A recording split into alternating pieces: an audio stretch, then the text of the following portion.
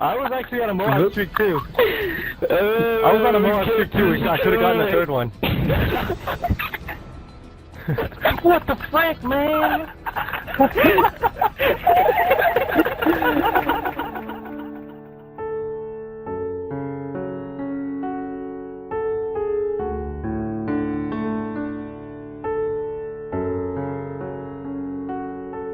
Memories can lead to strange things, sometimes even impacting future feelings and opinion we may have towards a certain product, person, place, so on. This is exactly what happened to me with COD. Think of this what you will, but most of my best teenage years memories are linked to playing Activision shooter with a bunch of random guys I've met on the internet, who I also proudly call my friends.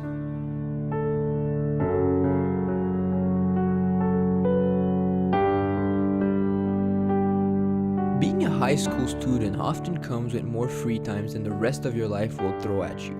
A time when I would turn on my console, I was certain to find friends wanting to share a few, or sometimes many, COD games. There was the game playing part, but more importantly there was a social aspect to it. Most people don't understand it, but the same things you share with your friends around a beer, we shared around a domination flag. Those not in the know might be asking themselves, how can you possibly compare real life interactions to an over a mic video game party? Well, try spending over 2 hours with your real friends every night and let me know how that turns out for you. They weren't people I knew or online friends, they were just friends. It wasn't so much about how good that installment of the franchise was at the time, it was just hanging out.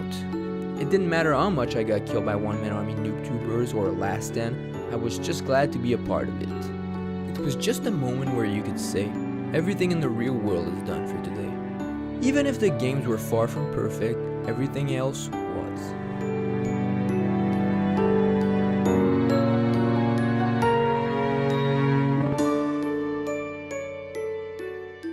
Then comes the after high school life. People who were miles apart to begin with, ironically went on their separate ways. With games set aside for most of them, the list of online friends started thinning out to leave place for the last time online 45 days ago status underneath player IDs. Full party domination nights faded into solo team deathmatches, and all of a sudden this interesting part of my life was over. Every stun thrown, flag captured, kill streaks obtained, and most importantly, laughs shared turned into memories. No matter how much I've detested COD for a reason or another at certain times, reminiscing about these moments only brings a smile upon my face. Moments I once took for granted, not realizing they would one day end, are now, except for a few YouTube videos, a mere thought of the past stuck in my head.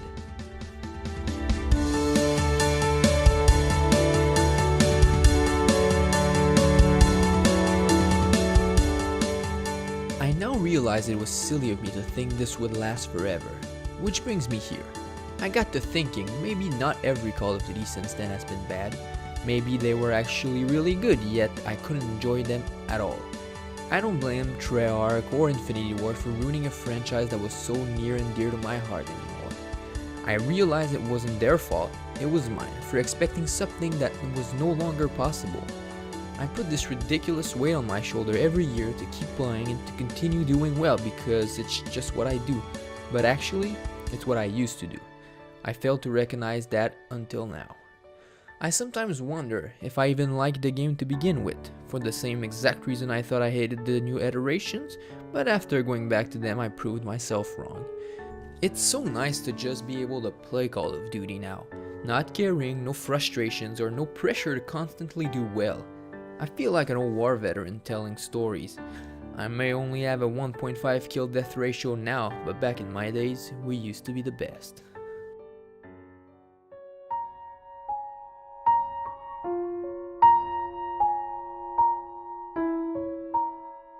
I encourage Activision to keep making the game I once loved so much, at least so the future generation of players might find a similar experience to mine. It's finally time for me to hang the controller, so to speak. I will no longer expect Call of Duty to give me the same experience it once did. The game was just a reason for me to unite with amazing people every night.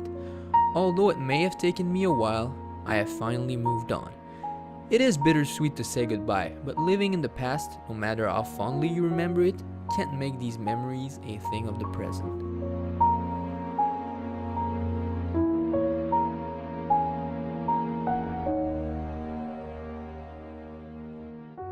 The following should have been said about 3 years ago, but it's never too late. So to Amputee, Anowiki, Asmodeus, Bleed Red and White, Crooks, The Pain Train, Dokugzai, Dutch Drummer, Dycliffe, El Polo Loco, Ize Euler, Genocide Gunner, Gloomy Skis, I'm No Triard, JFO, JDW Golfer, Mr. Glass, Scraptastic, Slain BKs, T.Ty, The Icy Penguin, Two Moves, Vincy Kong, and finally Warren Lightning.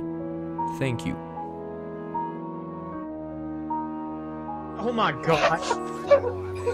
Seriously, just get a Moab in this game mode. Oh, that's great. That's great. That's great. That's great. That's great.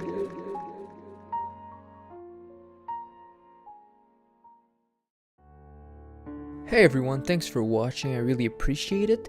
The video might be over, the piece itself isn't, so if you'd like to read the second part containing testimonies from the friends mentioned in the video, where they share their experience and stories from our Call of Duty playing days, you can do so by clicking the link in the description.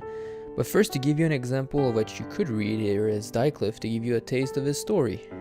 Those past friendships are starting to fade.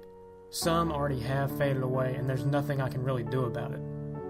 People make different progressions as time goes on. On the other hand, there's still communication with a select few of my online friends. Sometimes,